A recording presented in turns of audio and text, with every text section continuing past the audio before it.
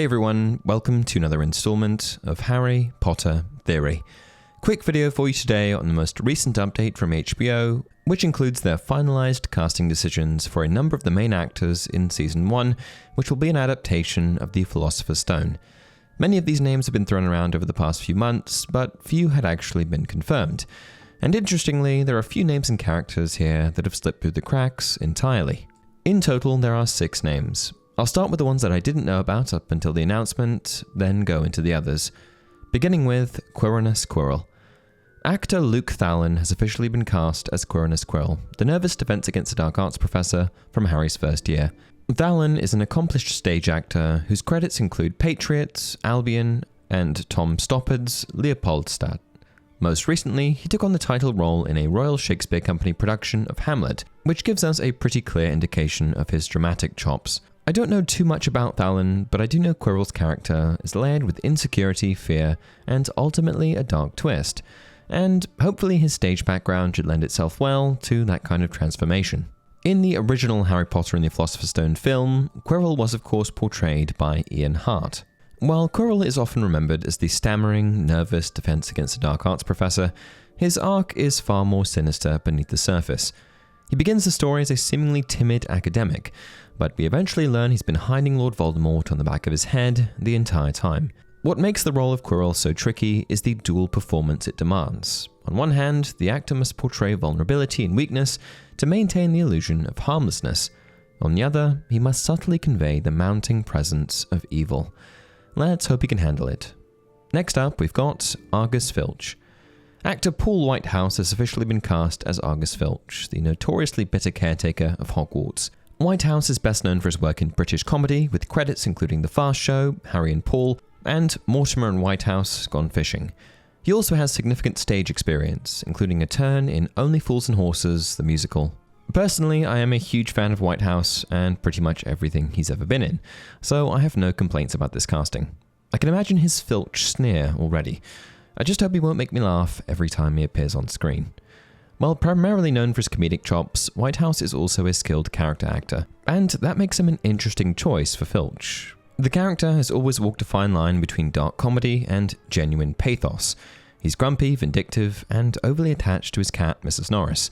But beneath the surface is a man deeply bitter about being a squib in a world full of magic. Hopefully Whitehouse can also capture the darker side of Filch. In the original films, Filch was played by David Bradley, where he delivered a wonderfully sinister, but also oddly tragic version of Filch, a man obsessed with rules, resentful of students, and desperate for a shred of power.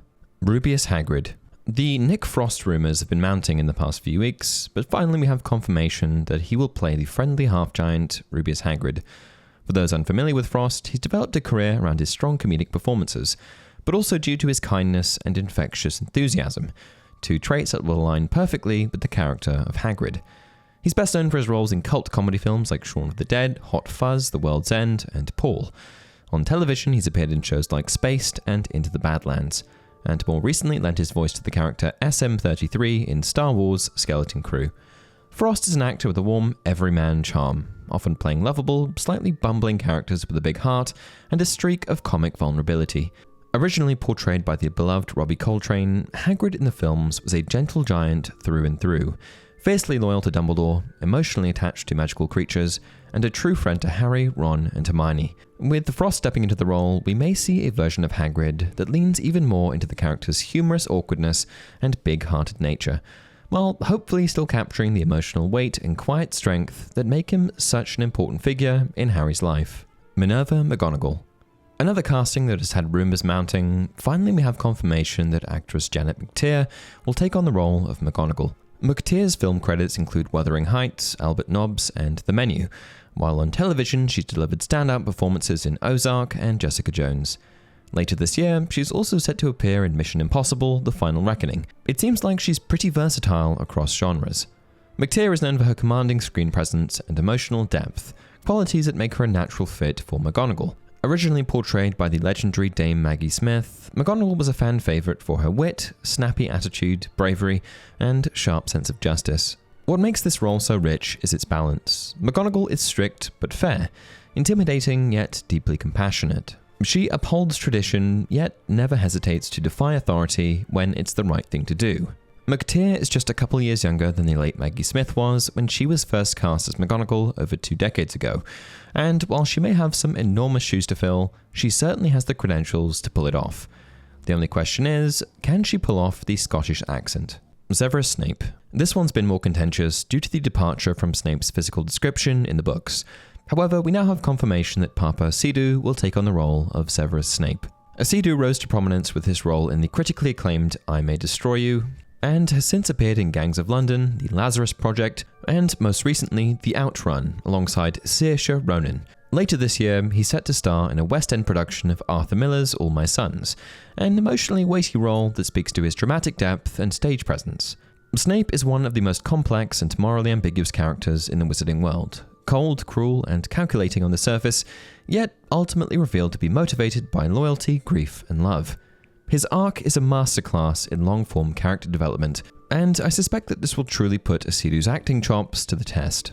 Taking on the role after the late Alan Rickman, he's certainly got some big shoes to fill, and while the showrunners have chosen to stray from the book-faithful adaptation they initially advertised, I'm still curious to see which direction the show takes. Albus Dumbledore. For a moment, it looked like we might be getting Pierce Brosnan as our new Hogwarts headmaster, and while I'm slightly disappointed that the role went to John Lithgow instead, I can't say I'm too upset.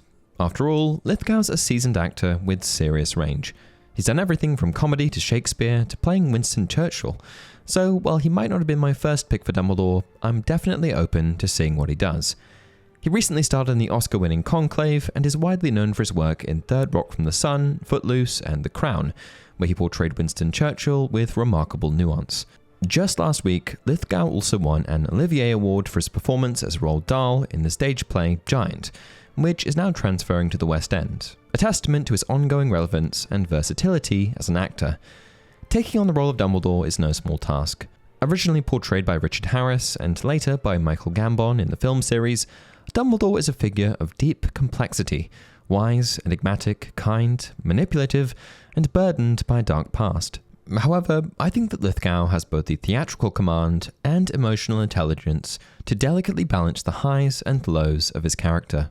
Casting John Lithgow does break one of the biggest rules established in the film franchise, that the cast must be exclusively British, Irish, or Scottish. That said, John Lithgow is no ordinary American actor, and his extensive resume showcases his ability to embody diverse and complex characters, even British ones.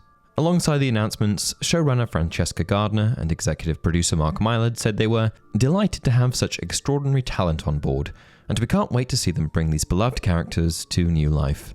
What do you guys think about these casting decisions, and who would you cast in the remaining adult roles? Let me know down in the comment section below.